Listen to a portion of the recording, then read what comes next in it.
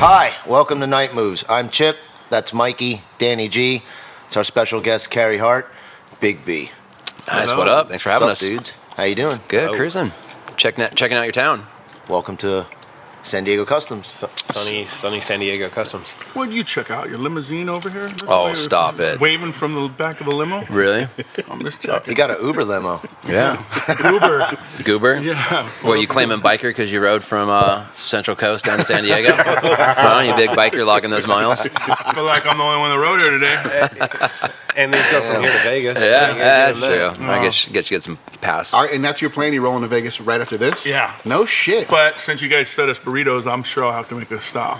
You'll Cookie make time. it. You'll make it. there. Yeah, UNG. Danny Dumps. Yeah. I'll be bike did you ride? backstage. Yeah. What's up? What bike did you ride? Moped. Oh, Pedal power. No. Nice. Indian Vespa? Chieftain, man. You know that. We're straight Indian gang over here. yeah. Tell us about that. Let's that? talk about it. Well, I feel like you should tell them. They just at a time when we were doing things, they were the guys that just were showing us love. And then Carey's always been the type of guy that was like, whoa, you know what we should do to piss everyone off? And we kind of did it. What do we do? That's a Went a totally different direction. that's a good move. Yeah. Tell us how the whole Indian deal came about, because I mean I'm sure there's a lot of people that don't get it, that don't understand what's going on with you It guys was so in India. simple. When you hear the story, it's going to be a cool one because it was cool. Well, I mean, here's the thing. I mean, for me, it's like, you know, I was a hardcore, you know, Harley guy. Owned a bunch of them over the years. You know, I've been riding V-twins. Even one of ours, yeah. Yeah, I've been riding V-twins since I was in my teens. You know, I'm a two-wheel guy. And as me and Big B kind of transitioned a little bit into V-twin, you know, I really from a technology standpoint, I was really into the Indian platform. You know, like I come from motocross. Like I don't really care how my shit looks most of the time, but I want to go fast, turn fast, stop fast. And I really like the platform. And I already had a relationship with Polaris through my motocross career, and it was literally just like a cold call. And the cold call turned into a couple of meetings, and you know, I just wanted to start something new and different. But what did we do before that? He said, let's go really look at him. So we went to where Sturgis and sat on him and did everything. He's like, there's a few things that can go in, and he just called Polaris, and it kind of... Yeah, I mean, it was just kind of, like I said, it was kind of a cold call. You know, I have a relationship with Polaris through motocross. So you reached out to them, they didn't reach out to you? Yeah, no. That's cool. I wonder how many people actually too. know that Polaris is Indian. Yeah, you know, I mean, I think there's a lot of people that kind of hate on that, which, look, I'm not getting into the politics of the brands and all that, but I'll tell you one thing, that Polaris don't fuck around. Yeah, like those guys. Why would you hate on that? Why would you hate on a company that has a massive backing that can develop a technologically advanced product? Going back to shitty Danny G, when I go to the grocery store, I want to buy the best toilet paper. It's just the way it is, man. All right? So that's where I was at. And I feel like we have the best toilet paper. Yeah, I mean, I really appreciate their platform. He just compared all that was your motorcycles comparison to toilet paper. Quality of toilet paper. Quality toilet paper. Yeah, Shitty that's Danny the G. best It's the best quality toilet paper. You do it secretly. What guy goes in there and like, oh, it's on sale. I don't care what it costs. Yeah, I'm man. getting... Yeah, you don't want the squeezed my single shit. ply No. fucking shit that's gonna rip on your Fingers butthole. pop You through. want the good stuff. Exactly. Whoa. They got the shit We with have some aloe on noises. it now and all that. It's so buttery. Mike's on the noises. When we have noises going on, that's the sound of work. Sound of work. Welcome back. Sorry about that. Good work, That's good the work. sound of money not being made. Yeah. Look, So it's a back to holiday. Indian, what's funny is I almost forget sometimes that it's the Polaris connection. And, you know, I'm blindly loyal to Harley for obvious reasons, the same reason why probably most people Yeah. are. No, you grew up around it. It's what you know. My yeah. dad, everything going. But then one day you just decide you want to be comfortable. And it's just, man, for me, it's just a better motorcycle. It's just the way it Yeah. is. That's my opinion. Well, I don't know anybody at Harley, but I've met people from Polaris, and they're fucking cool as shit. Like, Yeah. the big boys, you know, and they're like, they're dudes that actually do what they work for Polaris for a reason. Yeah. It's because they're passionate about riding or off-roading, or they're really into what they're doing. I respect that. Yeah, So with that- that carrying over to Indian, that makes sense that they're working with you Well, guys. that's where Harley's falling short, man. They've got all these old heads in there, and they don't see what's going on. They're not moving with the times. They finally got to a bike where that has a monoshock, and they called it the Softail, which is their number one fuck up. Bad name, Yeah, they should have called it the new monoshock line. Exactly. That's what I And you thought go was sit fine. on an Indian, and the technology. Mono? Mono. Mono. Whatever. Fuck you. Mono. I mean, you go sit on an Indian, and the technology, they're on a completely different level. For me, the aesthetics aren't there, but they will get there because the demand for the aesthetics is there. Exactly. I mean, I've had a conversation with people about it, and it's like, rah, rah, rah, get past the looks, whatever. But it's like, here's the science behind it. Harley, they're speaking from their baggers. I don't know anything about their other platforms, but their baggers were developed. That chassis is developed in the 80s. Yeah, that's something that they've developed. Been developing it up into about the 80s, and they've done little tweaks here and there. And like once again, I'm not hating on them, but you're talking about 1980s technology and 2010 technology. It's night and day. Now, you get into the nuances of single shock, dual shock, and there's that whole argument about it, but. Man, the thing about my Indian is I can ride the fucking wheels off that thing. I can throw it into a turn. There's no wobbles. It handles like a champion. All the weight's super low on it. And like I said, I don't really care about I like to make my bikes look bitchin' like everybody else does. But, dude, I want to ride hard and have fun and party when I get where I'm going to land at and not go straight to bed because I'm smoked from, fatigue from riding all day. Yeah. That's the one thing I'll say is the difference right off the bat after you go on a long ride. And ride. I couldn't do like the rides we do when I had the road glide, even the street glide. They're great and then go, but you're like after 350, 400 miles, you're smoked. We do 700, 800 miles in a day. Wake up the next morning and do the same thing, and we're not upset. Okay. And you think, whoa, these guys are diehard riders. No, it's just that much easier to ride this motorcycle. You know the feeling, your shoulders, your ass, your back. The older you get, there's more. The pain. Yeah. But we haven't. We don't really get that on the Indians. And like he always says, it doesn't matter what, you can't see yourself riding it. So we might as well be comfortable for us. Yeah. I mean? I'm not saying go on. I'm not trailing myself. Them up there, I don't think they look bad. No, I think they look good. Well, that's what we do. I think that's why they work with us too and wanted to do it. We know what we want. So we're trying to just move forward and make, cool looking motorcycles. Yeah. When you when we were at Arizona Bike Week and you said, "Hey, take my bike for a ride," and I was like, no, I'm good. Half of that is I just don't like riding other people's shit. Yeah. Everybody's got their own where their clutch is set. Everything's a little weird. I'm not comfortable on someone else's bike. And the other half is I honestly fucking don't want to ride that bike. Really enjoy it. I don't need another bike payment. Yeah. I rode one, man. We have a friend who bought one down, and I only rode around the block, but man, that thing is nice. Yeah. And at the end of the day, it's like one. Chevy, Ford. It was a new one. There's always going to guys like it, dislike it, or whatever. But let's not forget, this is my opinion on it, and someone may be upset. Indian, America's first motorcycle, right? The only difference between where you can say, oh, they went away or whatever. No, dude, they didn't get bought by a bowling pin company. That's the only difference of what happened. They made the shittiest motorcycles that Harley Davidson ever made during that era of motorcycle. And now they're back, but that's what they got caught before they fell. Indian fell. You know what I mean? And that's the way I look at it. It got bought by a bowling pins. Well, I mean, the thing I like right now is, and once again, not to sit here and beat up on Harley, because that's not the point of this conversation, but I think it's really cool too is there's so much competition coming in now. I mean, you got BMW's new bagger that just came out, Yamaha's getting back in it, Cowie's in it. The Gold Wing. Yeah, the Gold Wings come back around. I mean, I think coming from motocross, I think competition is healthy, and that's the difference. Like, I give the analogy to people, if there wasn't Chevy and Toyota and everybody else, you'd be driving a 1985 body style Ford. Because if there's no competition, why are they going to... I mean, why would Harley develop a whole bunch of shit if they had no competition in the marketplace for the longest time? If it's not broke, why fix it? Exactly. So I think it's really healthy and cool right now seeing all the competition come into V-Twin and, people are knocking on their door. They got to wake up soon because the only factor that's keeping them ahead of the game is the fact that they've built a lifestyle, a brand and a lifestyle, and major brand loyalty. Yeah. So it's not going to last, man. And I think they need to work get on that grassroots marketing thing. Yeah, they better take some notes. I think about that when I see you guys doing cool stuff. You guys do all those cool ads with good music in them and all that. Like a dude who's just coming around now, just getting into this motorcycle thing now and figuring out where his loyalty lies and all that. And he's not seeing Harley do cool stuff. He's seeing you guys do cool stuff. Well, that was the plan. That's where we came in. That's what we're doing. It's bringing our lifestyle and what we do to the masses and doing it on a cool motorcycle. Yeah. And wait till we get a hold of one and build one too. What do you think about the dirt bikes? The tide's going to change, huh? What's that? What do you think about the dirt bikes, the Indian Tracker and...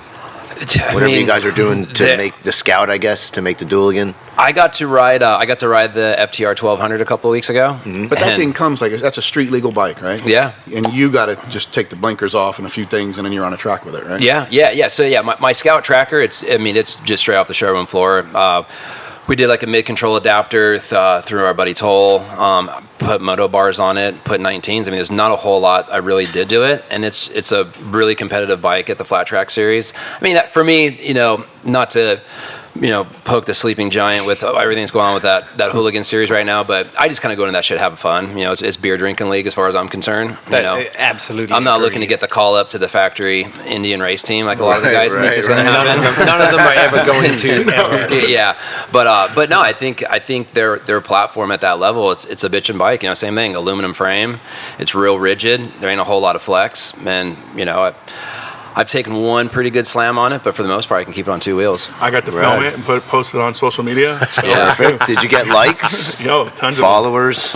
Yep. The worst was when we had to pull his jersey and I was like, "That's your jersey off this pipe." He's like, "No, dude, that's my skin," and lifts up his shirt and it was just gone. Oh, damn. It was bad. Here's a question for you. When you reached out to Indian, did you do the same, reach out to Harley? Or did you just say, fuck it? Well, so the thing is about it is I was working with Harley a little bit on a very, very surface level, and I'll be the first one to tell you guys, like, I didn't have a big plan to do this in V-Twin.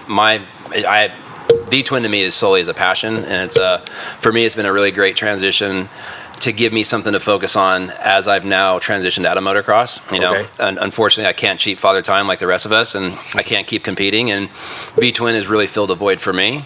So I was working with Harley a little bit on an extremely surface level, and my motocross background, I like to have relationships with my sponsors. I like to have relationships with people. I don't want to have to constantly get shuffled through a committee and a board and not know who I'm actually working with. I'm the second longest behind Ricky Carmichael, Fox athlete. I've been with Fox for 20 years. Oh, wow. And the only reason why Ricky beats me because he's been with him since he was 8. Yeah. So, and I pride myself on long relationships, and I knew that if I was going to start something with Indian, I feel that it has the potential to be a long relationship, and I didn't really know if I was going to be able to have that opportunity with Harley. And look, I'm nobody. I'm just a dirt bike rider that likes to tinker on V-Twin bikes, and I like going to rallies, and I like riding motorcycles with my buddies, and my main goal and objective is just to bring my followers of people that know me through two-wheel dirt to hopefully turn them on to Bell helmets and Dunlop tires and Indian motorcycles. Like, I'm just here to have fun and fly the flag. So I just want to work with the company that's going to be fun and appreciate what I brought to the table. Way to plug your sponsor. That was a good plug. I learned something there. I agree. That's probably the best plug. That was every time I drop a sponsor plug, it's so classless and just thrown out professional. Absolute professional. I didn't put that one on forever. He's like, if I ever At get the a table, podium, this is what delivered. He did. Got it. This That is was awesome. Wow. Years and years of shitty reality TV. Nailed it. Perfect. Let's talk about your TV show you used to do. Oh God. Yeah. How did that all happen? Well, I'll be like, it's funny. Like, I finished high school. I don't have a college degree. I don't have any of that shit. But I was fortunate enough to learn from my sponsors, like, why do these guys pay me a bunch of money to wear their product? So I feel like I learned pretty early on how to build brands. Right. So it was weird, like, timing. I was pretty much at the peak of my career, and I decided to do a little tattoo shop. And I wanted to just drunk one night eating sushi. Yeah, it's going to be a total passion project, nothing too crazy. Just, I can't draw to save my life, so I hang out in tattoo shops. So it was going to be like a boys' club. And through a weird turn of events, I got hurt, which I thought was going to be a career-ending injury. I got hurt about 2 months before my shop opened. Broke both my legs, both my arms, almost killed me. Like, I was fucking thrashed, yeah. So I thought my career was basically done. So I got home, and after I kind of started to get back on the mend and was able to, be out of the wheelchair and walk and be normal, I just put all of my energy into that tattoo business because much kind of like how V-Twin is for me right now with motocross, like, I needed something to kind of focus on or else I would have went fucking nuts. So we kind of had this idea, like, it was the first ever tattoo shop in the casino, and reality TV. I mean, you have to understand, this goes back to 2002. Reality TV was just that; it was real. It was just fly on the wall type shit. So we kind of just came up with an idea. We shot a little sizzler, and I was working with a production company that had a lot of ties with Discovery and with A&E and a bunch of networks. So we shot a sizzler as we were about to open this place, like through the grand opening process. And the irony is we went and shopped the thing, much like how you guys are. We went out and shopped this concept and took it to Discovery and A&E, History, all the networks. And Discovery really wanted it. They're like, oh, fuck, this is awesome. It's a great idea. But, we need to own the marks, everything else. I said, well, this is my business. I'm not going to, I have enough cool factor through my motocross career. Like, no offense, but I'm not doing TV to be cool. I'm trying to build a brand here. So like, oh, well, we need to own everything. So we went to option number 2, which was A&E. You wanted to own your trademarks? Yeah. Everything. Yeah. Oh, yeah, no, fuck that. So I mean, but that's their model, you look at all their concepts, like they own all the marks to everything. So we went with A&E, and then a week later, they put together the cast for Miami Inc., and it was a foot race to get to market, which was a pretty rad deal, because it was like all of a sudden you hear these grumblings about this pop-up tattoo shop out in Miami, and so it was like a race to market. So it was a race to market, and I would say ours is a lot more authentic, because it was just literally stupid me that doesn't know much about business, but I know how to market shit. So it was me learning how to run a POS system and the day-to-day operations of a tattoo shop, which basically is a retail space, which I had no experience in whatsoever. And it was just a fly-on-the-wall experience of what it was like owning a tattoo shop in a casino. That's pretty amazing that turned into a TV show and lasted for how many seasons? Yeah, we did 4 or 5 seasons of it. It was brutal, though, because like I said, back in those days, it was fly-on-the-wall shit. So we would shoot 16 hours a day, 6 days a week for 3 months to get 1 season of TV. Wow. And while you're doing this, you have a camera stuck in your face, and you're doing pickup shots, and there are pieces that are manufactured, and so I wasn't able to focus on the business. So after 4 seasons, we built this platform, and Big B can tell you, like, you would walk into the Palms about halfway through the airing of the first season. You'd walk into our shop. I'd always get there like around 9 o'clock. We'd open at 11, and there was a line around the corner of our shop, like 200-300 people every morning. Day. Like, so you can only tattoo so many people. So now the fact that he didn't sell the rights and stuff to it, they know they can't get tattooed. So what do they want? They want a T-shirt, a hat, whatever, and they just go in there hoping they could see someone from the show. And man, it was crazy. We were doing $100,000 a month in merchandise at that shop, and we had a cabinet that big to work out of. We had a remote location, and we were trash bagging. Trash bags. We didn't even do boxes. We just threw everything in like Christmas, because it was a hassle getting through the casino and do it. So nuts. We figured it out. Just get heavy black trash bags. Don't you guys have multiple locations too? Yeah. At that time, it was only the one. And that's actually kind of what led to it, because through doing the 4 seasons of the TV show, I couldn't focus on the business side. The business, other than slinging a bunch of T-shirts, was literally falling apart. Right. So, and then they kind of came back to us. It was like, all right, well, we want to place a couple people. We want to have a hot receptionist. We want to create this love triangle. Because keep in mind, this is now going into like 2006, 7. So, reality TV is now starting to get a lot more scripted. And that's when I was like, we're going to pass on this. And then I just got to focus on the business. So to answer your question, at that point, we then started to expand the business, and we opened on, Orlando at City Walk, Niagara Falls, and then just kind of Cabo, which was a we did Cabo. Wow. That was a mess. That was Big B's personal location. Pretty much. How did you guys meet? TJ Lap. Well, we met for a while before, but he was always too cool, and we're just like, whatever. But he moved in. Because you're both Vegas guys. Yeah. Okay. Oh, I didn't know you were from Vegas. Okay. Big B used to have a shop that did cars and bikes and stuff. Yeah, I know that, but I didn't know he was from Vegas. Okay, that's how it all well, I'm began. not originally from there. I grew up in the Inland Empire, but I was there for almost 28 years, Vegas. So, but we met through the years, and then he moved in with TJ Lav and BMX Kid, and then me and him just started hanging out, and I haven't been able to get rid of him since. Yeah, pretty much. Right on. He's the How many years has that relationship been going on, like the working friendship relationship? About 20. Yeah, I've been working. I think 20. I've been on salary with you since almost 16 years. Yeah. So from the tattoo shops, the race team. You haven't pissed him off enough yet, because every fucking post that you do, I see Carey getting closer to that edge. Hey, all I'm gonna say, 16 years of that. Hey, man. all I'm gonna say is this is why we're such good friends. When you have 10 dudes in a row ready to suck your dick, and one dude wants to punch you in the face, you're probably gonna be friends with the dude that wants to punch you in the face. No doubt. Damn. You gotta keep them grounded somehow. It works both ways. The humble deal. But man, even sitting here talking with you guys and stuff, who would have thought this would be the next phase, of what we're doing, and being able to just be in the motorcycle community is you know, V-Twin is crazy for us. Yeah, I mean it's a constantly changing environment. Yeah, that's We're kind of a, but that could be Yeah. a double-edged sword double-edged here sword, because you're sitting here in a little lowly shop with three unknowns talking to. Not so much. Not so much. We were in Stuttgart, Germany the other day, and they were talking it up. This guy right here has a full fan club over there. They're sitting there. That makes me nervous a little bit. Yeah, that's definitely. Is Danny G as cool as he sounds on the podcast? I was like, what just happened? No,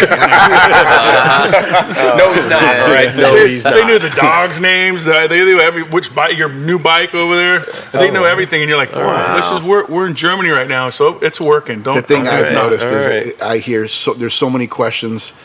You know, when I meet people that just know us through the podcast or stumbled upon or whatever, first question is the Jerk Shack. We've turned that place into a tourist destination now. It's a biker tourist destination. Those guys, they can charge to get in there. Those guys over there called it the Gay Sex Club. They hit the Do nail they on really the have a gay sex club next to them? That's what they say. I don't know how it translates So over to, but they are German, so they might even be into it. It could be a gay sex club, technically. You know, it could be. It could be. But going back to social media and stuff like that, we have an approach where it's easier to laugh and have fun. There's so many dudes that try to be so cool, and especially in this industry of V-Twin with the cool guy and this and hey bro, tough guy.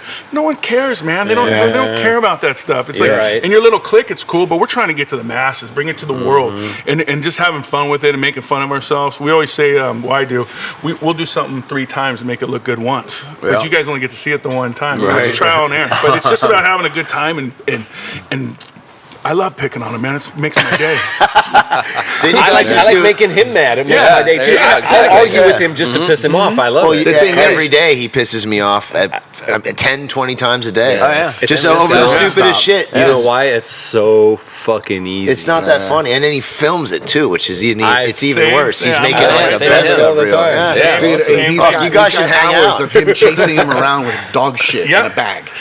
Just dog shit in a bag and shit run around the shop. You put dog shit anywhere near him, he starts. I don't like it the way it smells, dude. There's nothing wrong. You know what we're gonna put up here is I'll find bugs, cockroaches, and throw them at him. He freaks the fuck out. There's hours of footage. Moving cockroaches is the only thing. I grew up on the East Coast. I don't like dog shit in the city. I don't like it, and I don't like cockroaches. It's the only thing, you know. Dude, it sets him the fuck off. Awesome. That's great. If I could throw something heavy at his head, I would, but so I'd have to deal with whatever happens after. He has the puppy Loki. So before Loki went to training, he would piss and shit everywhere. Yeah. I wouldn't touch it and clean it up. Usually I would just help him because he's my friend and I like Loki, you know, but I just want him to watch him gag. I want to watch him gag and to have to pick up the shit. It's awesome. Totally. Hey, Chip, Loki took another shit over here. He's like, fuck. Freak Not out. anymore. Dude, you don't want to have kids then. No, I don't. After you have a couple of kids, you go pick up dog shit barehanded. I don't want to have kids just because this world is so fucking bonkers. 100%. That, I mean, I give props to you and you and you and not you and me. We'll stay over here kidless. Yeah, I get it, man. I have a dog. He doesn't talk and he doesn't have thumbs. Exactly, don't talk gets rid of back. half the problems. No shit. You know? Let's talk about guns. Yeah. You like guns? I love guns. Yeah. I'm a big gun fan. I like reading your responses to Absolutely. all of the people's posts on Instagram. I go in on people. Yeah. I mean, I think there's not with the fire of social media. I don't think there is enough. There should be consequences and repercussions for whether you say something to someone's face or say it on a keyboard. Yep. Keyboard warriors. Yeah. So absolutely. You know, I think it's my duty to kind of have conversations with people. You know, like I don't like to go completely in on people, but I hope. Like actually, it's been kind of funny because over the last year or so, as I post some pretty controversial shit just to get people thinking and talking about it. Sure.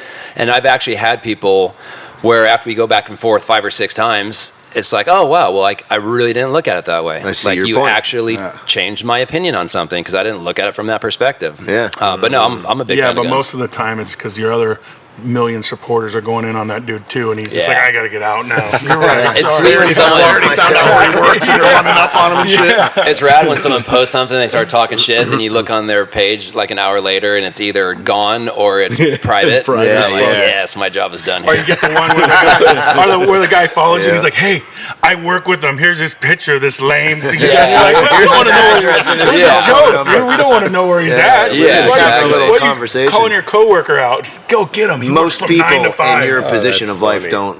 won't talk as openly about gun and gun control and things of that nature as freely as you do. Yeah. Let alone interact with people that talk shit on their Instagram page, and kind of try and educate them.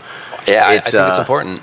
Yeah, it is definitely important. Do you think the the array of school shootings, do you think it should be more gun control or more parent control?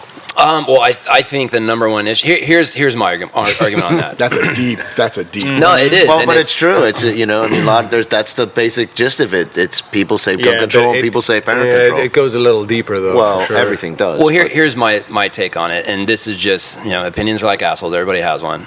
My theory is it's a combination of a lot of things. And I make the argument is this, that the AR is the hot topic. That's been the issue, and I get it. Look, I'm not justifying. I don't disagree if it should be in the marketplace, if you should be able to buy one. But that weapon's been available it's been on the market since the late 50s, early 60s, and there hasn't been being used in shootings like this until I think the first one was like 09, 2010, something like that. Right. So what happened for 50 years where this gun can be in the marketplace and it's never been used in a capacity like this before, but in the last 10 years, these things are happening? What has changed? The gun hasn't changed. The bullet hasn't. The round hasn't changed. The legality of purchasing one hasn't changed. But what has changed? I personally think parenting has changed. I think the huge issue with Big Farm and the effects of antidepressants and what they actually do to you, and Vicodin and Percocets and all the quote unquote legal drugs of the world, and then you compile it with social media and the overabundance of what you can see on news and television now. You can become famous overnight. You can. Whether it's good or bad, you can become famous overnight. Depending on how you want to take your path Exactly. there. Yeah. So I think I think people need to take a bigger look because look, if it ain't the AR, it's going to be something different, or a shotgun, or this. It could be a bow. I mean, dude, you could snipe somebody and no one even knows where it comes from with bow hunting. England has stringent gun control rules, and they have a massive knife crime problem. There you go. No, they have a massive knife ban right now, isn't it? Yeah, but the knife violence is rampant in England. It's worse than school shootings over here. Yeah. That's out of control right now. Yeah. Right, but they're trying to ban knives. Yeah. Exactly. So like they're not. I feel that they're not going to the root of the problem. I mean, they're using. Is it the Indian or is it the arrow? Right. And I think it's a combination of a lot of things. But I think parenting and pills are tops of the list. Yeah. I think pills are bad. Yeah, 100%. I think there's a lot better options out there with.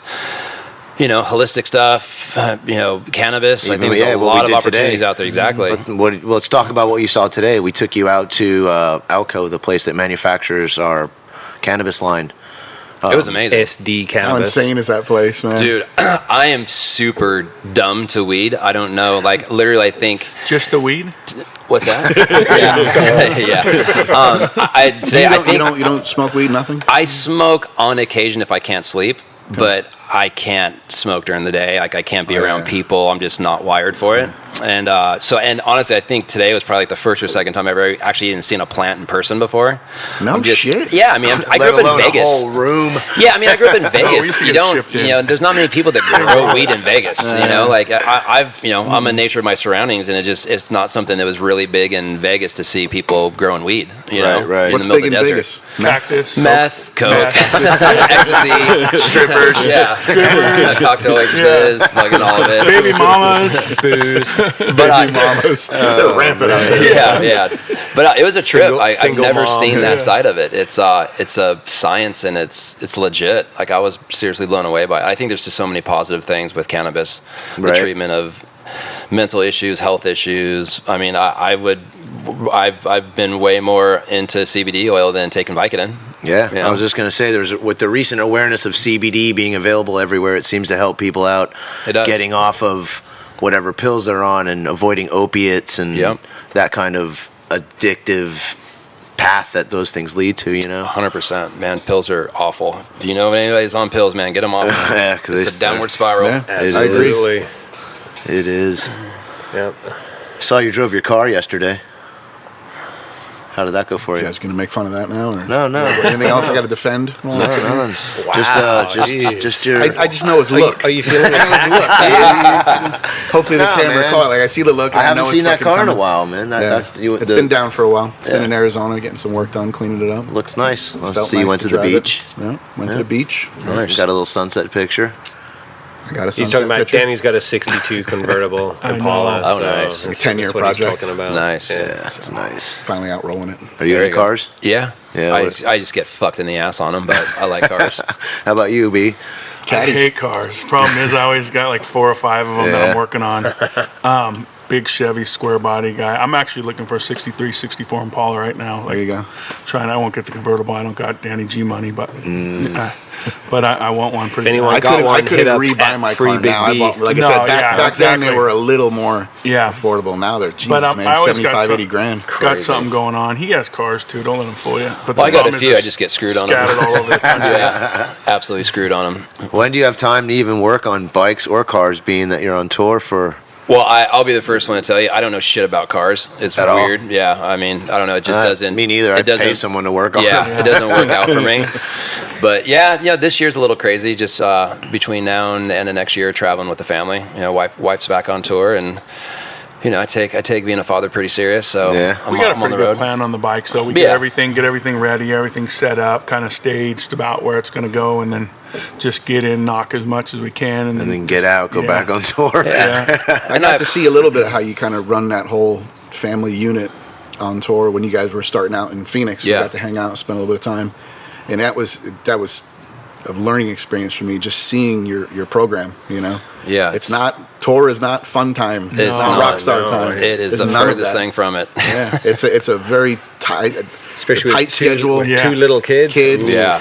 That's got That's to be what I'm And intense. you guys Yeah. really have figured out a way to bring the family unit on the road. Yeah. The only thing missing is your house. Yeah, exactly. Yeah, I mean, it's it's a decision we made a long time ago.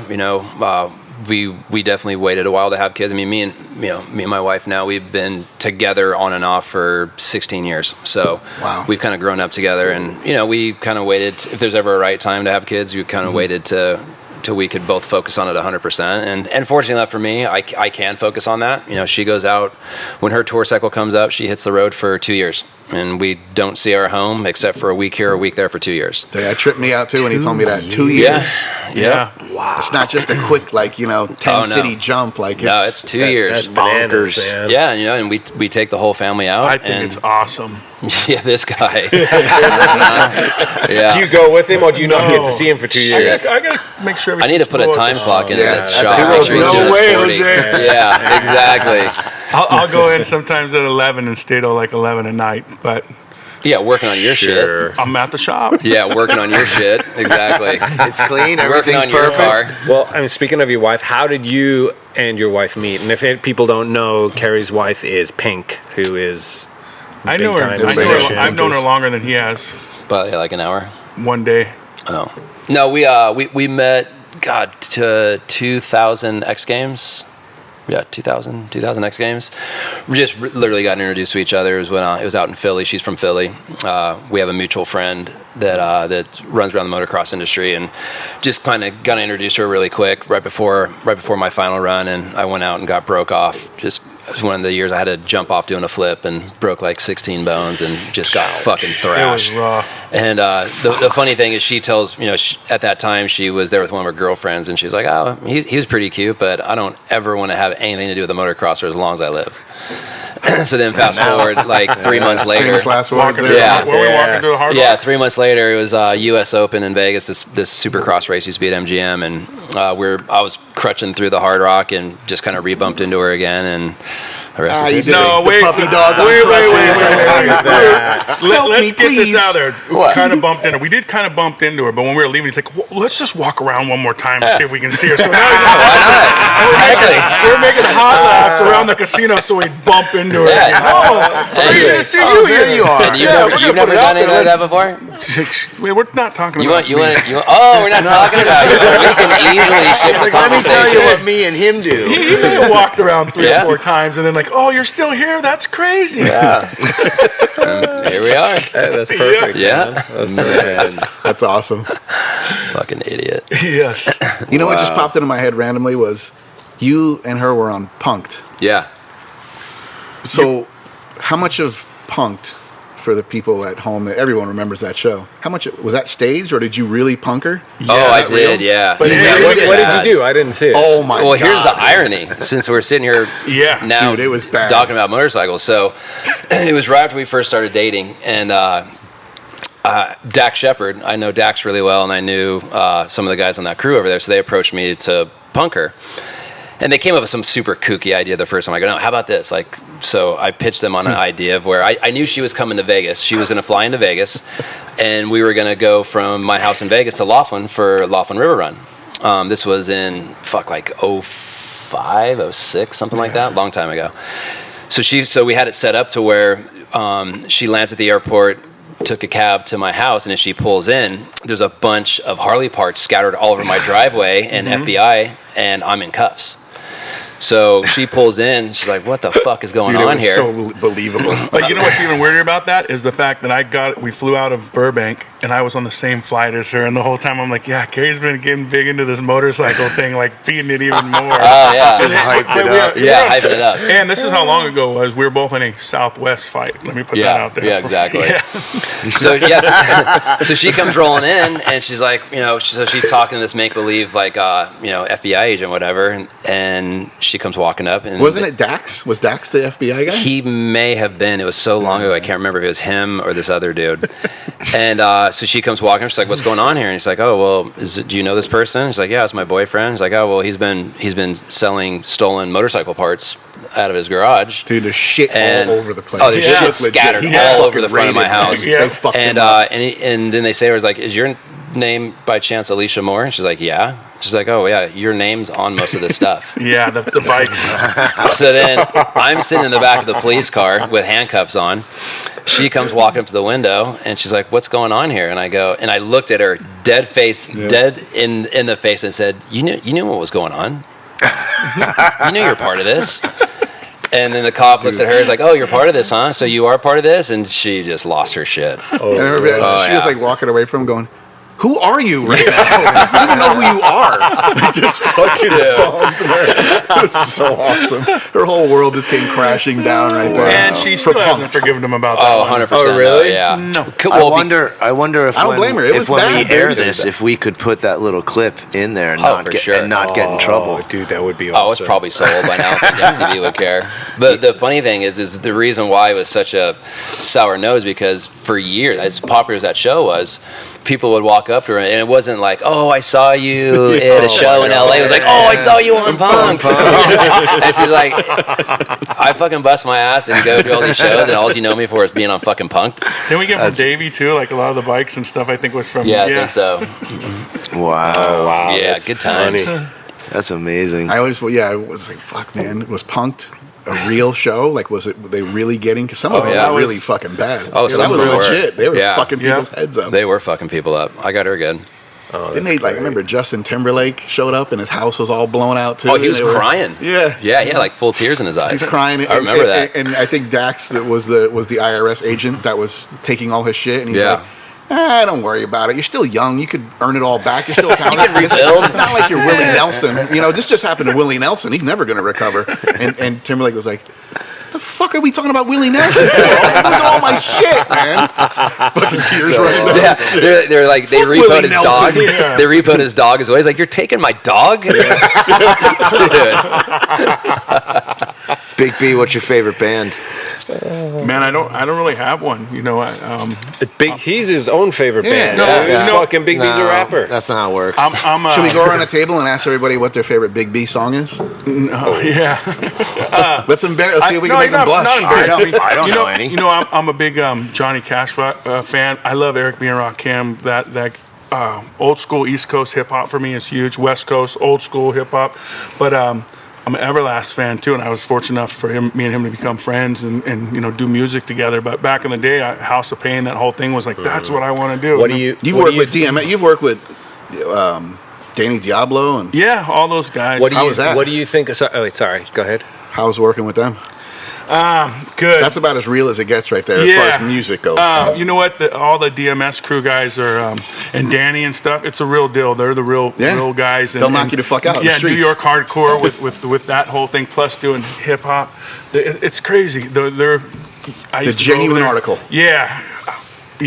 We'll leave it at that. Well, how do you feel about Everlast's his new project, that War Porn Industries? Have you heard any of that? Yeah, you know the War Porn thing is super cool, man. The Cycle Realm guys and doing that, it's good for him to come and bring a record out. So later in the game, that's so dope is good. You know, you'd think he'd go away, but he's still as talented as he always was. I listened to it and I was blown away, man. Yeah. I was super stoked because I know Jack and that. Yeah, Jack's great guy. Man. If you haven't heard it, it's War Porn Industries. I'm just throwing that out there. And Everlast has a new album coming out that's really I think dope. you can go to their website and download it for free. Yep, it's a free download. Yeah, it's pretty good. You're on top of it. You're a fan. I heard it. I like it, man. It's good. Jack's a good guy. Your last project you just put out blew my mind right now. Drunken Garage. Yeah. Hey, I used to be good homies with his brother, and his brother got shot. I dig the shit out of that, man. Paralyzed. How do you feel about that? Like, what is that? Is that more of a direction you're going in? Fucked up. Here's the thing. When I came out, I never really listened to the Cottonmouth Kings or any of that type of music. That wasn't what I was into. I love punk rock. I'm like you. I love a lot of classic R&B, oldies, stuff like that. I came from a Hispanic background with a lot of cousins on that side. That's how I got into hip-hop and stuff. And when I was going to do a deal with the Cottonmouth Kings, they were like, you need to make an album like this. This is what the people were loving. I was like, oh, too easy. So that's when I came out with Hooligan, White Trash Renegade, and all that stuff. But then I had kids, and I was like, man, that's all people are going to know me from. I'm going to have grandchildren, and that's what they're going to listen to. And people are like, Big B's getting soft. No, he's just going back to where I came from, you know what I mean? So I feel like I fell off track to do those songs, which they were great, and I love that culture and always been around it. But Drunk in the Garage was just an acoustic thing, and I hadn't put music out for a while, and I came up with this idea. I was like, I'll just do it in like 3 days, put it out, and it's been a great record for me. It got, I think it's fucking cool. Every song on it's awesome. A lot more downloads than the 2 albums before that. So that's shit. Cool. Yeah, with less promotion, less everything. I think it cost me $6,000 to make. You know, the whole thing with bringing all the guys in. I had to buy them food, and we sat in a room and played music. Yeah. And it was a good deal. The thing I hate the most is, and I could even been better, is I hate touring now. It's just, I despise it. I hate going. Remember, the thrill's gone. I just like a 3-day run, and I was like, this just sucks. The whole thing. I like to be behind the camera. I don't have to be the dude in the spotlight. I've never had to be that guy. I love writing music. I love performing it, the whole thing. But the minute you just gotta, it's almost like you gotta sell yourself. It's like, look at me, look at me. I hate that part of it. Yeah. I hate the traveling. We talked about it earlier. Prima donnas. Yes, I am. You're like, let's camp like bikers. No, I'm not that kind of biker. I'm not a biker. I'm not a biker. I'm gonna get a hotel. Yeah, that's what that album was. Just a cool album, and I don't know if I'm venturing that way. You know, I have a whole different album that I put out, or that I recorded. It's called The Felons Club. It's Doug from Cashed Out does a whole bunch of songs like Johnny Cash. Everlast is on there. A bunch of other guys that are on this project called Felons Club. And I just don't put it out because I'll have to tour and do so much work around it. It's not being lazy. The minute hey, I'm going on tour. A week or two, cool. He's like, well, what do you do now? You back to being a rock star? Is that what you're doing? Am I paying you to get laid and drink beer? That's what I'm doing? You're on my clock. We'll put a pause on the paychecks. You know? Go out here and on the road. How good is Cashed Out, man? Cashed Out's awesome. And it's crazy how much he sounds like Johnny Cash. He even looks like Johnny Cash. Totally. What the hell? So picture this. We wrote a whole bunch of songs together. So I do all the singing and rap parts, and then all the hooks are him as Johnny Cash sounds. Johnny Cash sounding. It's not Johnny Cash. We're not trying to portray Johnny Cash in any way or form. Legally, I would like to tell you that. But he just has the same tone. But it does sound like him. And I should put it out pretty soon. The good part is, like, a lot of the Indian commercials and different stuff, we've been able to use those songs that no one's heard. And it's crazy. You'll go on the Indian Facebook or anything, and it's just half will be about the motorcycle, and then the other half is, where do I get that song? I need it. So it's a good feeling for me to be like, okay, it's going to do good when it comes out, because we're teasing them like that. Nice. Oh, that's great, man. Carey, what's your favorite band of all time?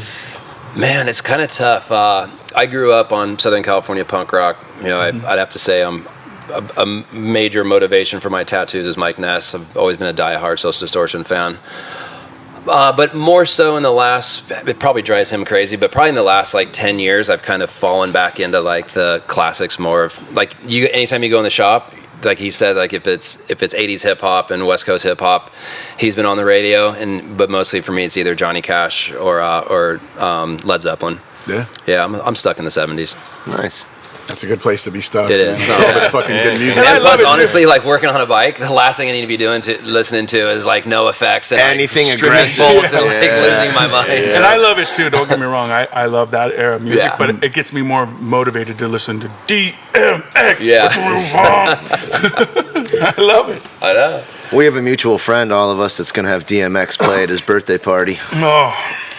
Who? El Chapo. Oh, yeah. Yeah. Is he really? In 2 years, he said it's his 50th. Oh my God, that's dude. cool. That means DMX will just be getting out.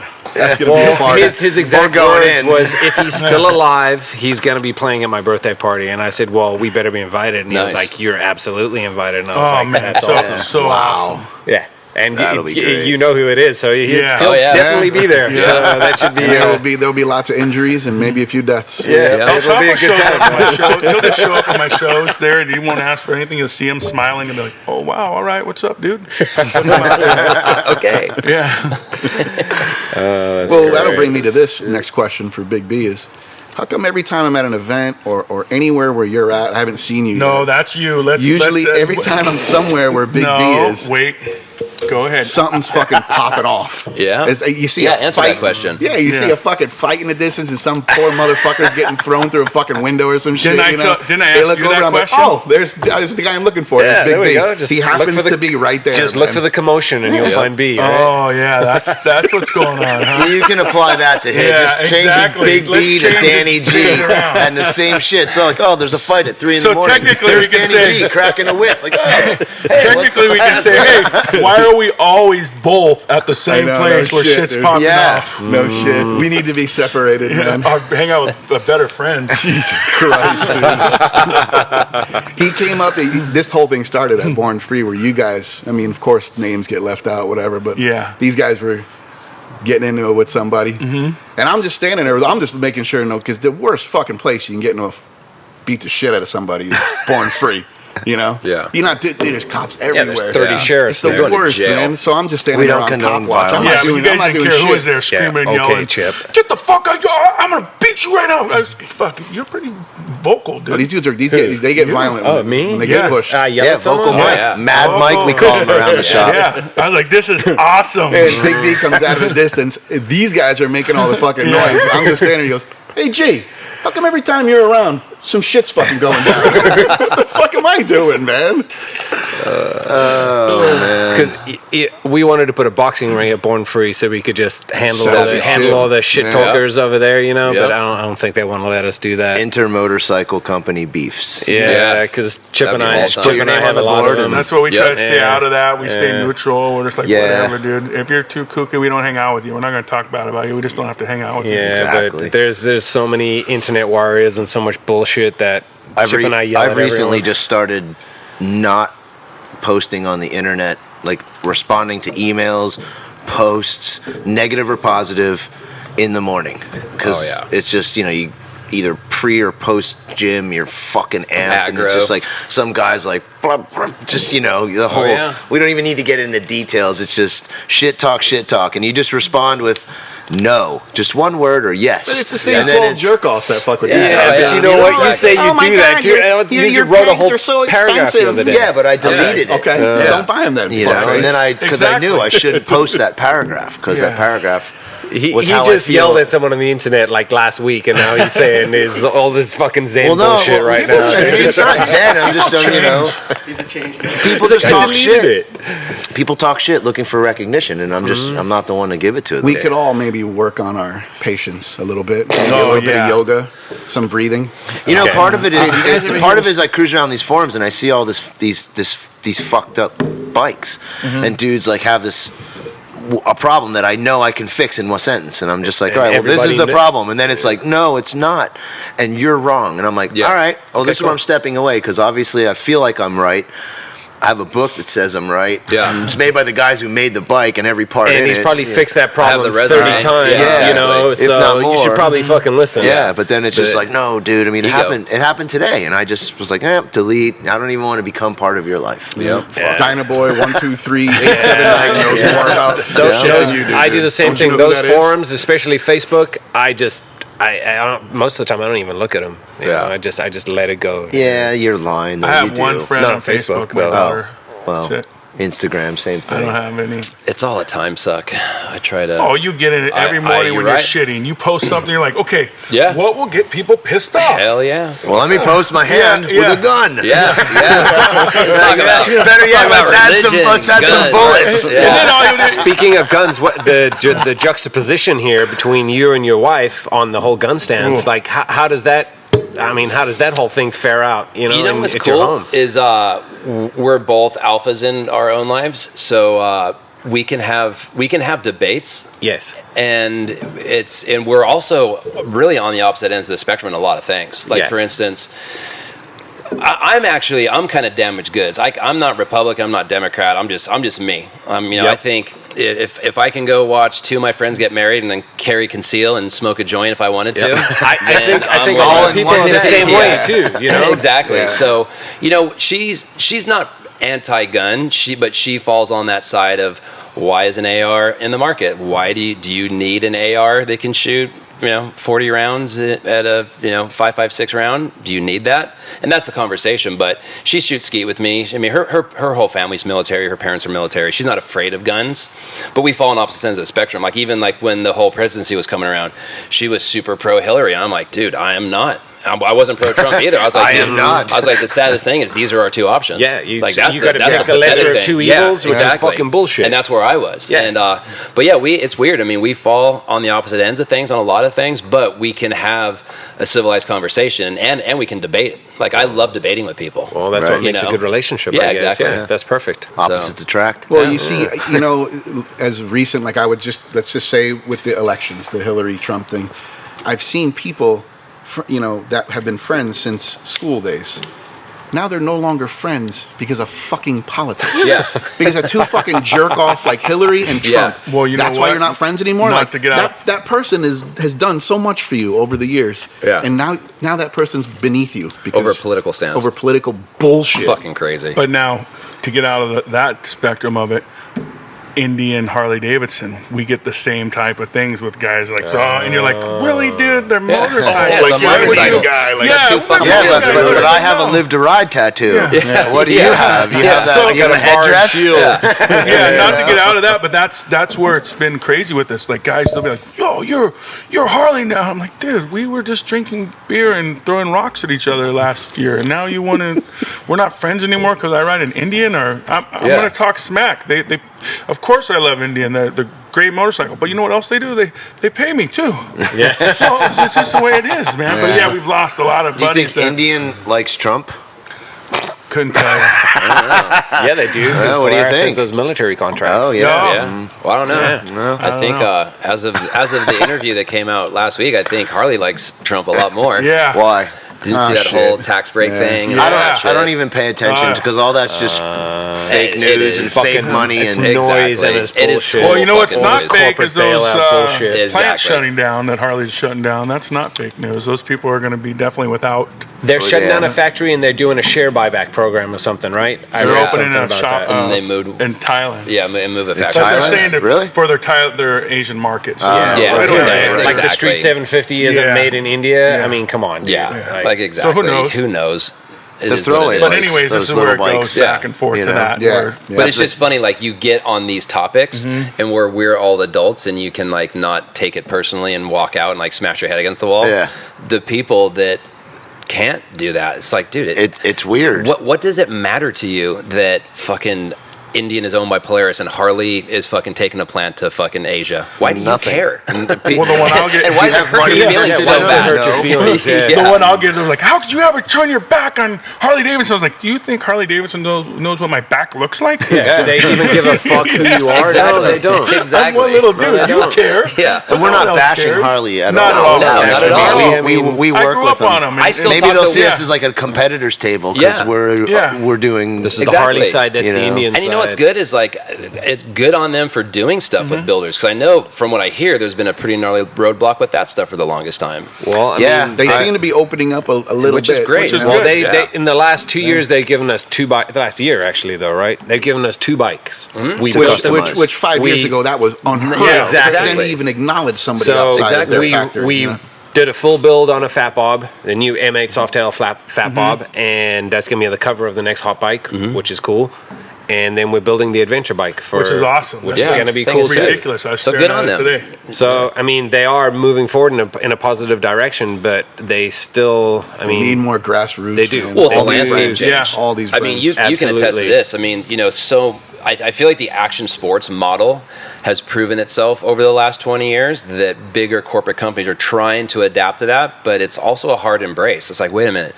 We got to spend this much money or this much product or give this kind of support to another company to make us cool. Like, that's a hard pill for a company that's 115 years old. Who have the market, their market cornered. Exactly. They have their diehards. You know, those people that have been Harley Davidson their whole lives. The thing that trips me out is like, I work for Vans, and Vans, one of my challenges is we have too many meetings. We have meetings about the other meeting we're going to have. Yeah. It's just insane.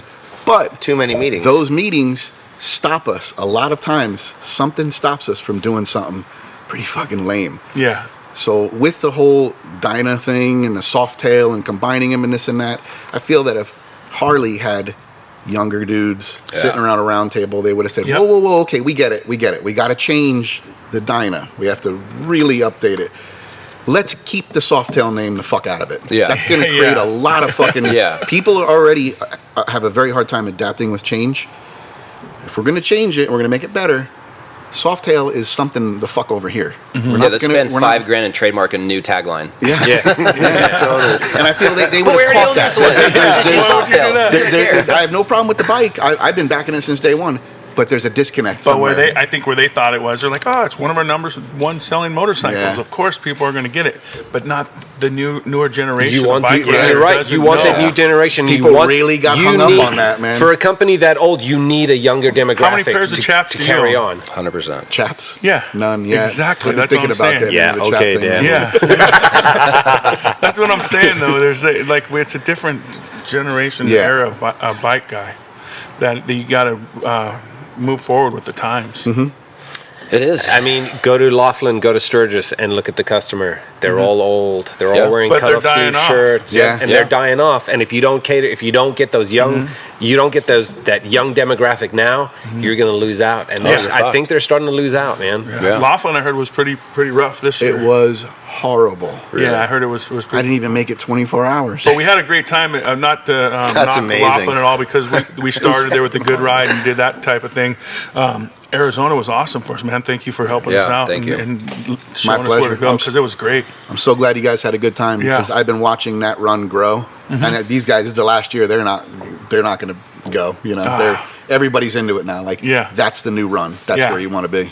just a good time. It's close and different. Yeah. Close, different. Arizona Bike Week, right? Yeah, you get to ride. Everybody gets together. We haven't figured out the lay of the land yet of where we need to go or what we need to do because it's so spread out. But people-wise, a lot of big wheel baggers and fedazzled jeans. But then there was a lot of cool. It's like there's a great younger contingent there, which is okay. Nice. It's got a little bit of like old cheesy Daytona feel, but those are people watching. I enjoy that. That's the only thing I kind of. That's what we go to Sturgis for. Yeah, that's what Sturgis is. People watching. We go to Sturgis. Great people watching, but you also with Arizona Bike Week, it's spread out, and that's what you want. You don't want to be stuck on one strip where you're waiting to take a piss, you're waiting for a drink, you're waiting for fun. You get to see something different every night. Everybody gets together. Yeah. You get to see people that came from out of town. Yeah. It's a good. To me, it's my favorite. I think it's kick-ass. Yeah, it was really good. It's a fun week. Are you guys doing Sturgis this year? Yeah. Again, you are. Yep. Okay. Do the good ride. We'll do. And you're doing it at the Buffalo Chip with Bell, probably. Yeah. So what we'll do is we're judging we're judging all the Bell brawls now. Yeah. We're doing all the Bell brawls. Official Bell brawl judge. Yeah. So basically, me and Big B have to do quite a bit of stuff for Indian while we're in Sturgis. I'll be out there doing the hooligan race. We'll be going into our third year of doing Good Ride out there, and we're teamed up with the city of Sturgis to help promote Good Ride, and then we teamed up last year, which we're going to continue long term with the Buffalo Chip. So we basically start the ride in the city at the Indian dealership, run out through the Black Hills, and we end at Buffalo Chip, and then we're going to do the brawl. So Bell does that. Okay. The Bell brawl, that wheelie. What are they calling it? Is it like, I don't want to disrespect like guys. I don't want to say stunt show, but it's like it's kind of the Harley's version of stunt show, and it's mostly burnouts and wheelies. But what I like about it is it's like all these dudes getting together, and you're judged on style. Yeah. That's the way skateboarding should be judged. So are you planning on going to Sturgis this year? I have to go. Yeah, I'm going with Rockford. He now works for Rockford Fosgate. He is Danny G. Oh, he is look at you, booming big time in the Jeep. My deal's not that important with them. I get some free stereo stuff, and they let me hang out in the tent and we play like music. The boom. He also just did an equity swap between Danny G Industries and Rockford. He owns part of Rockford Fosgate. Let the rumors fly. Adding to I need some Rockford gear, so I'm gonna have to hit you up because you probably should have kept that one quiet on the podcast. I'll get as much Rockford gear as we do Vans, right? Yep. Oh. Wink, wink. What is it? Bastards, man. Yeah. What's your email? DannyG@rockfordfosgate.com? No. Try it. Yeah. Rockford Fosgate /van/ underscore G dash Danny. OG 62 convertible Impala. Dyno 1 2 3 4. Last time we had this chat, he was going to change his Instagram name because it's Danny _ times 10. It's like 7 so I never get tagged right. It's always I miss it, and then people get bummed because I don't acknowledge that fucking they tagged me or whatever. Yeah. But it's never right. But it's Danny 5_G.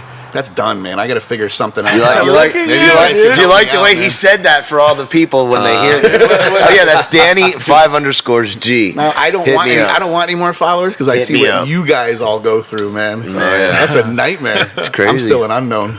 Isn't it weird that we grew into adults in this mess of social media and the internet? Like adults is a stretch, though. Yeah. No. You use that word loosely. We do function in society somehow. Because you see guys our age and you're looking at like, whoa, look at this old bastard. Yeah. And they'll be like, dude, I'm 40.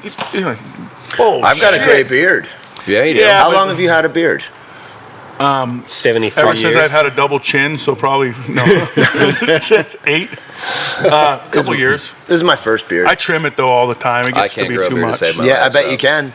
You can. I never. I said the same shit my whole life. You can't look at all that stubble. No, dude.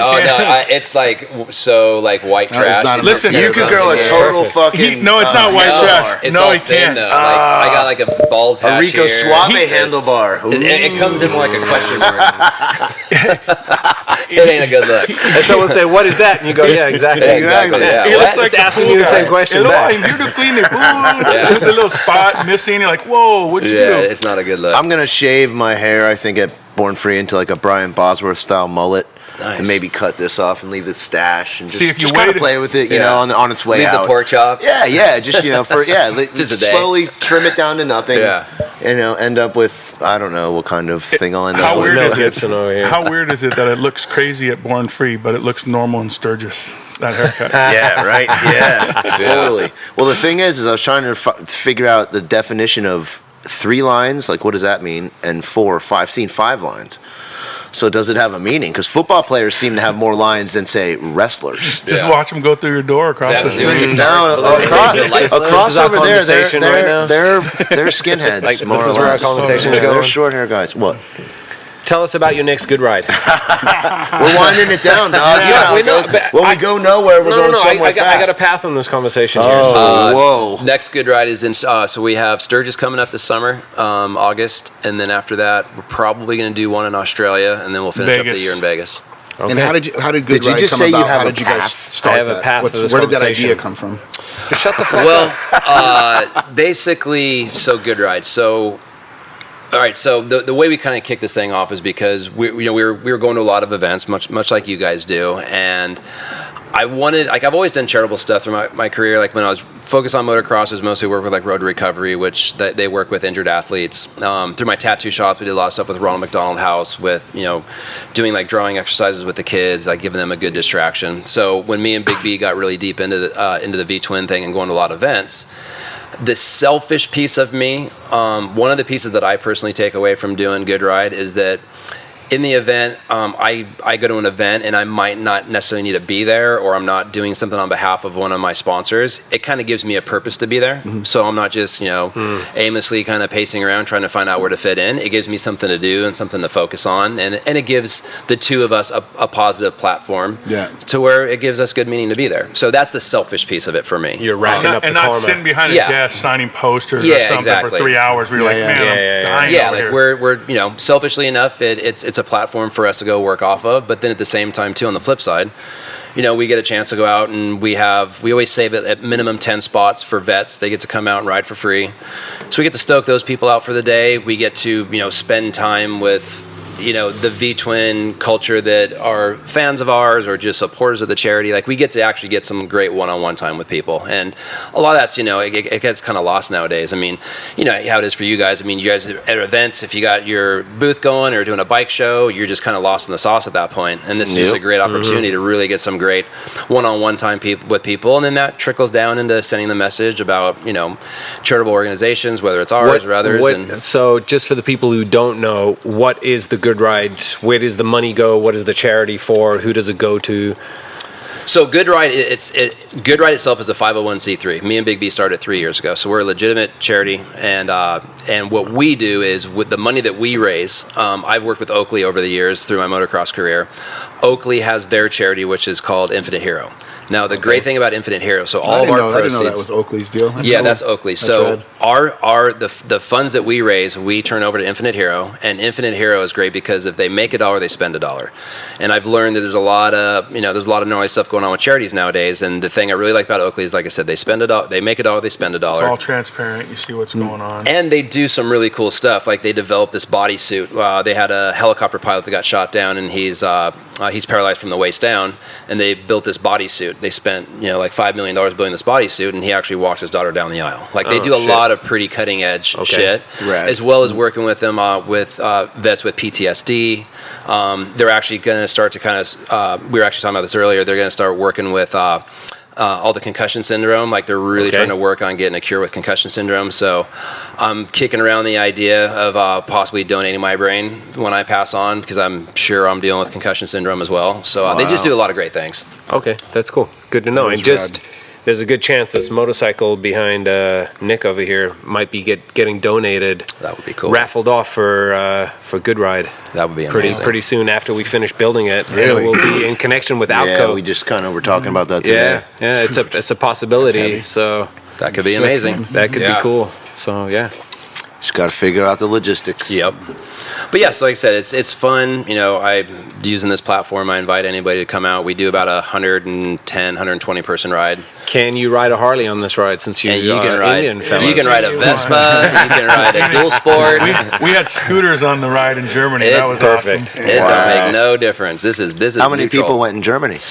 So Germany was pretty cool because we were working with the army base in Stuttgart. What was it, Garrison? Yeah, Garrison. The Stuttgart Garrison. So it's all the Navy, Army, all kind of. Yeah, right? it's like the big hub in Germany, and so we were actually riding with the servicemen and women that were stationed there. So we had some people that were like literally one guy was getting deployed the next day. So like this was his last kind of hurrah before he was getting deployed.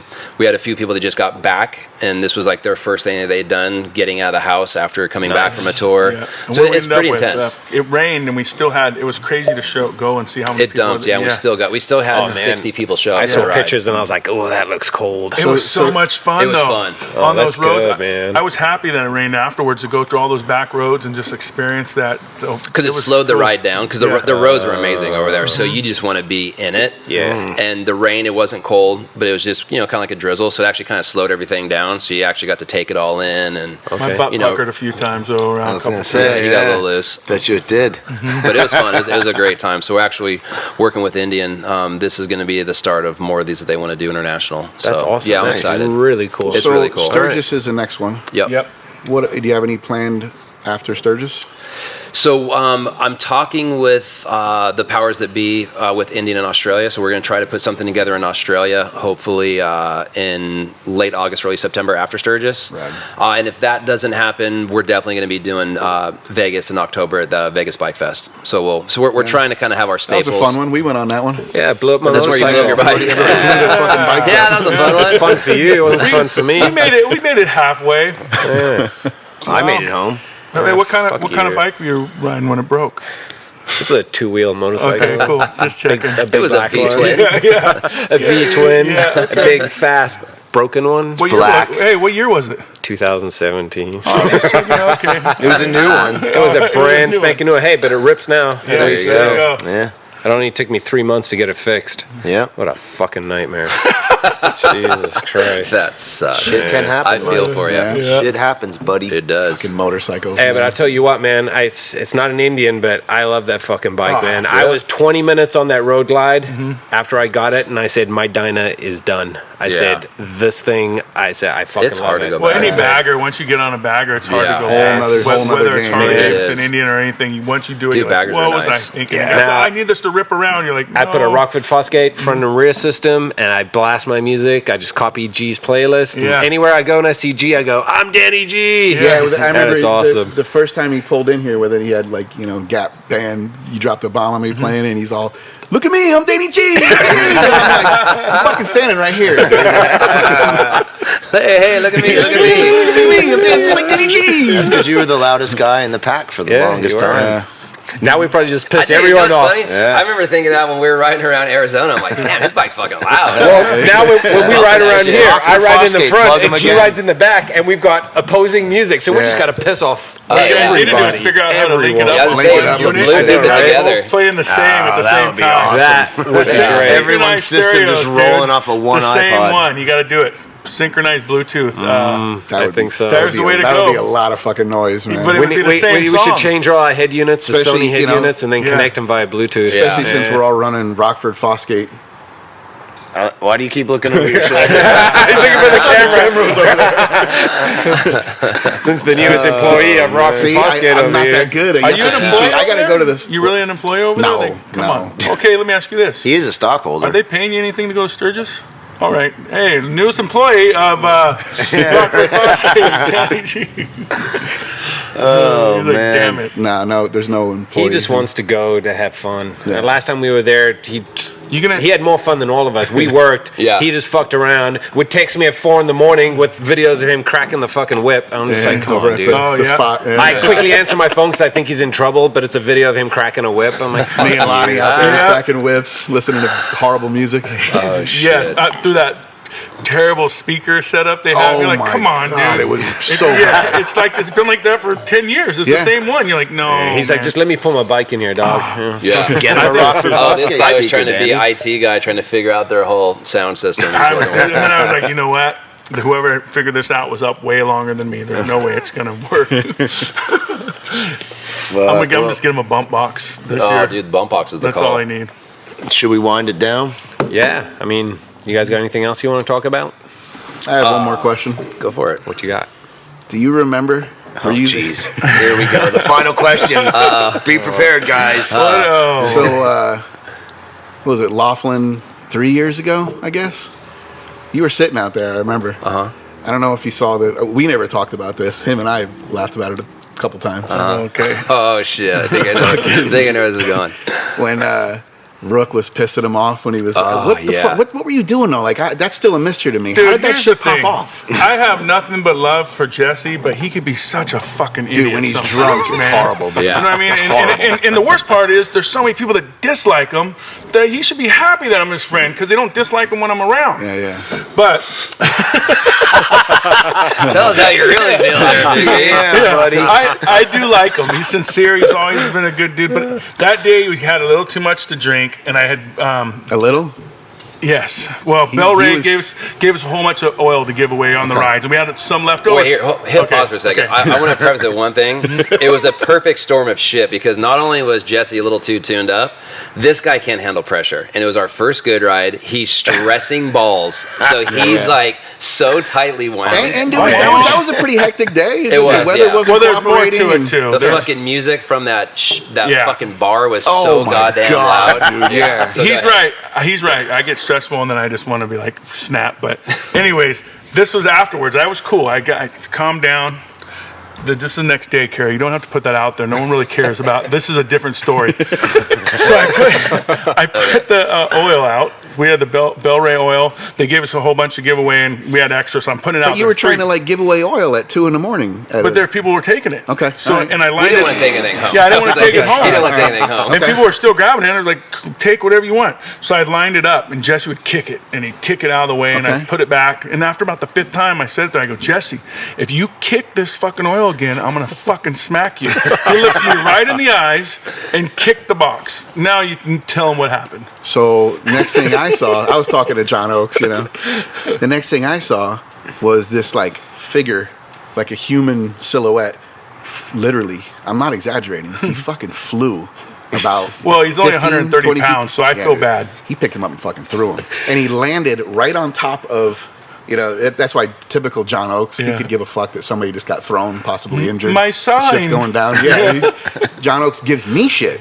And he's like, hey, man, if you guys are going to be, you know, fucking around horse playing, maybe not try and fuck my sign up. I'm like, dude, I'm standing 15 feet. I don't even know what happened here, dude. I originally thought they were just playing like, that's how they fucking play. I don't know. Everybody's got their own program, you know. It wasn't adding up in my head. It was 2 a.m. But I didn't know he was going to go that far. He went far. I bet 20 landed on feet. top of the sign, and it smashed it like a cartoon. You know what I mean? So he's just fucking laying there, and he gets up and shit. And I got Oakes in my ear bitching about his $35 Lost Highway sign that got smashed. You know? No, he didn't. That's why I didn't think it was a very serious thing.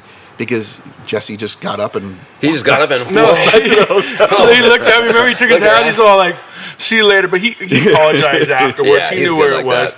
Jesse's one of those guys, man. You either love him or hate him. I love him. You know what I mean? Like... Until I hate him. Does that make sense? To me, it all goes by alcohol intake. Yeah, and just whatever. We've went past that. When we got into the V-twin industry, he was upset with us for a long time. I think he was just butthurt, like we were going to take business from him or something. Eat off his plate. Yeah, but we never tried to do that. We're not selling any goods. Hey, Jesse, switch to weed, buddy. You know, he is. That's the problem. That's when you know he's bad. He's But yeah, dig the hole, Brian. Yeah, love you. Deeper and deeper. Love you, Jesse Rook. Love you. I just brought that up because I always wondered because I knew you were there. We were standing. I was standing closer to you than I was. No, I gave him a warning though. At least five. What does he think of that? I saw the tail end. I just saw this little blonde ball roll up into the bar. I was like, that's ample. But he knows too. At one point, it's like, push the dog, poke the bear, poke the bear. Warnings, there's plenty. You usually get one. So when shit like that happens at every event, Big B fucking throw somebody. Yeah. No. That doesn't stress you out, or you think it's funny, or I mean, whatever. I don't give a shit as long as it's not happening on the clock during business hours. Have you ever had an incident where Big B did something and TMZ was right behind you? Carey Hart's right-hand man. No, Carey Hart's right-hand man throws another man through a window. I really learned. Carey Hart laughs. Over the years, I've learned to tone it down and go. I will get drunk and do. There's some work stuff. time and party time. Yeah. We're pretty good at separating it. Mm-hmm. That's good. Yeah. Thanks for coming in right there when I needed you. Yeah. Let me just stop what you're saying. Hey, hi Jesse. Man. Hey, when does your TV show come on? Or what's the deal with it? It's just slow to move right now. You know, me and Big B and a couple other buddies, we shot more like a travel piece. Yeah. So we're trying to find a home for it right now. If it happens, it happens. We've had people approach us and He said no. they want to evolve the concept. Yeah, I'm like, no, we're not doing The that. thing with You him just is want to do one and done? The thing is, like, for me and Big B, or at least for myself, like, I'm not you guys. I'm not a fabricator builder. Like we basically aren't. polish bikes and we do our thing. And we have fun. Customizers. Yeah, we do our thing and we have fun doing it. But I want to do something that represents like what V Twin is in my life, and it's a fucking great time with my closest friends in the country. Like I don't want to. I don't want to turn the heater on and have 8 people in here throwing wrenches at each other, watching a clock tick down the fucking wall. Yeah. That ain't my idea of a good time. And then a lot of networks have these preconceived. Well, I wouldn't say preconceived, but they have the scripted setups and how You they need a want little to show bit of the drama. look, you know. Like, I there's have no drama. no desire for that. But Basically, we also- want to do a travel show. Also, That's the cool. thing we've had some offers is he doesn't want to give it up to be on TV, to be cool or whatever else. It doesn't make any sense to us at this point just to try to we gain want to do something popularity. like we'd be stoked on doing. You know what I mean? You know? Something we're stoked on, and it means so. If we turned down a few deals on it, where I was like, "Come on, man, I just need one more chance. I want to get laid." We had a meeting the other day where we were talking with some people. I don't know what they're called. What are they called? Scouts. No, they're a production people. company. They're a people. major production company. And we were trying to figure out a way to. So if our show does become a reality, can we do an episode with a good ride or something 100%. with you guys? 100%. We can spend a couple days with you guys. Yeah, totally. I think that would be cool. I think they're trying to figure out how to wrap their heads around a motorcycle. You know what's cool? Motorcycle company You know what's cool and about a cannabis company that are the same people. Yeah. Doing the same. You know what I mean? Yeah, totally. So, Well, if they all have a connection. You know what's cool about your wife? What's that? Is that she doesn't give a fuck and she just gets on a bike and rides too. Yeah. Like Oh, in dude, she Vegas, rides her ass off. she was wearing boots and camo pants and didn't give a fuck. No, dude, Oh, she that's rides her right. ass off. She She was on doesn't. that She ride just with don't us. care. You know, Is that her bike? Yeah. When we met there in the morning and we were getting like some of the breakfast, whatever, she came over and she goes, "Hi," and I go, "Hey, I'm Mikey," and she goes, "Oh, Monkey! Oh my God, that's the coolest name ever!" and I go, "Monkey?" I was like, "I didn't say monkey. I said Mikey. Mikey. My name's And Mikey." she's all disappointed. And she It's goes- his accent. She goes, "Oh, okay, all right, nice to meet From the you." coolest area. I just went from a fucking 10 to like a minus 5. Well, she is you deaf. know? She's I was- just as so bad as rad. I am. Monkey to Mikey, fucking 100 to 0 in like a split second. I was Monkey's like, awesome. Monkey. Okay, I should have nice to just meet you. ran with Went it, with it. and she would Monkey. never have forgotten. Like, Yeah. oh, hey, there's Monkey. He's the guy from South Africa, Monkey. I was like, all right, yeah, that's me. Hi. So, No, she gets down. She rides. Like that was our thing when we first started dating. I told her I'm not big into the whole passenger thing, so either you got to get on your own bike or you have to stay home. I'll build And, you one, my man. gosh. Yeah. So Many a did you time. teach her how to ride a motorcycle? She grew up on the back of her dad's bike. Her dad rides. He's Vietnam vet, Sturgis, the whole deal. So she grew up on the back of his bike. And then when we started dating, I got her a Honda 230, like a dirt bike, and just got her riding on dirt. And then, nice. because if it is, figure if she's gonna hit the ground, I'd rather hit the ground on dirt than street. So once she got comfortable riding the bike on dirt, and then I ended up getting her like a little Triumph Bonneville. And she dropped it a couple times and worked our way from riding around the neighborhood and to doing like little small, short, quick trips. And she ended up putting 25,000 miles on that bike. Wow. And then the next bike I got her when she had our daughter as like a push present, I got her a Sportster with the 1200, and she did put another 12,000 miles, I think, on that bike. 12,000. And then I just built her. I kind of shrunk down a Chieftain for her, so it's like a little, like if you sat on it, you'd feel like you're 7 feet tall. So I shrunk down a Chieftain for her, and she's been riding the wheels off that thing. Wow, that's awesome. She genuinely likes riding. She loves riding. Those kind of miles. She put 12,000 miles on a Sportster. That's more than some of these dudes put on their Dynasty in 3 to 5 years. 2 years ago, because that's what made me build her that Chieftain. We had to do like me and her do wine for like a hobby, and she's like, hey, you want to go to a wine conference with me up in Napa? So from where we lived in Napa is 500 miles each way, dude. She did fucking.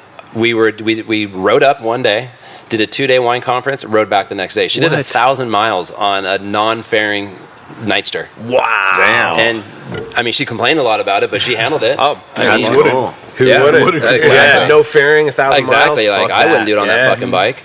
That's great. Yeah, so she gets down. Man. She ain't scared. That's a fucking trooper right there. Actually, cool. Next summer, if everything goes as planned, we'll be in Europe on her tour next summer. And India's going to kick us down a couple bikes, and we're going to just road trip all over Europe. That's bitching. Yeah. How does her squad feel about that? Tickets are sold at this point, I guess. Manager's probably going, I bet don't do that. That's not I bet you there's a nice insurance policy that someone has to sign to be like, we're going to let our star go and ride around Europe with her husband. Well, fuck, you'll love this story. So her first big U.S. tour, which was probably about 8 years ago, she's just about to start this whole U.S. tour. The first show was at Staples Center. And, same thing like you saw down in Arizona, did the whole rehearsals. Actually, I take that back. The second show was Staples Center. The first night was in Seattle. So we fly up to Seattle. We're just have like a day off. We're kind of wasting time. And she grew up going to Woodward, so she used to skate. So we were bored. We go down to the local skate shop, buy a couple of skateboards, and we're just like fucking around in the parking lot of the hotel. So we're sitting there playing horse it's pissing down rain under the valet porte-cochere. We're sitting there playing horse in the front patio.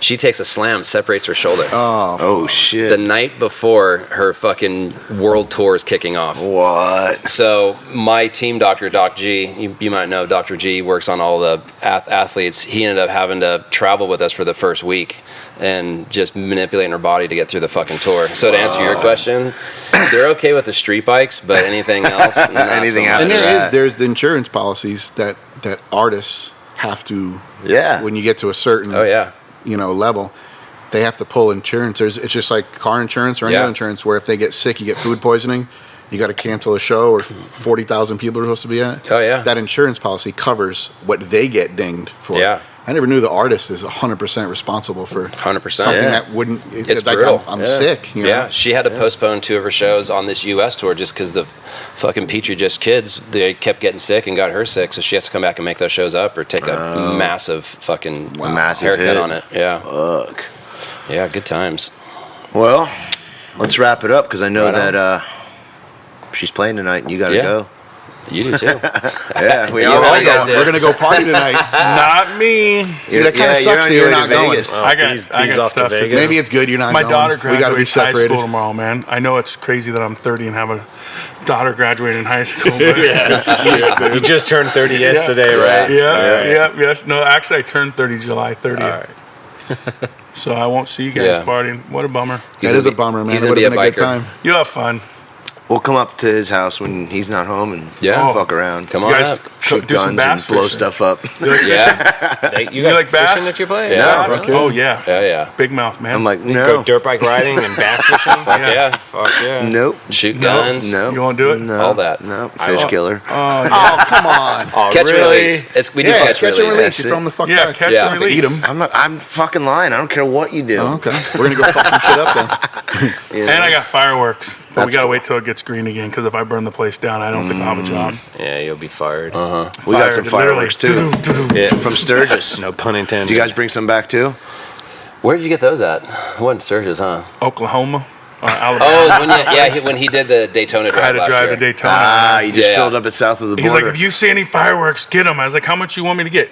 At least $500 worth. I was like, dude, do you know how much fireworks? I thought there was a little bit of inflation since I was a kid. There's not. 2 shopping carts full. I'm like, no, this is up to the same price. Bottle rocket, 83 cents. Yeah, there's been no inflation on fireworks since I was a kid. Nope. Well, thank you for coming by. All good. Thanks for having us. Appreciate it, dude. Hell yeah. Always a good time. Thank you. Thank you, guys. Much appreciated. Thank you. Always fun. Fucking thanks so much, man. Sure. Sorry it took so long. That was a good podcast. Yeah, sorry it took so long. It's all good. No, Getting down all here. good, man. Shit happens. We're stoked you guys finally came down, and Fuck yeah. we're gonna do some good things going forward. How long was that? Very stoked. Is that enough? We're over. Ryan's like, oh, my editing life. Last one was 40 hours. Sorry, man. That was actually great. I don't think there's that much that needs to get edited. I mean, how long was it? Little here and there. Amazing. You guys Thank are- you for hour 26. You might think of something.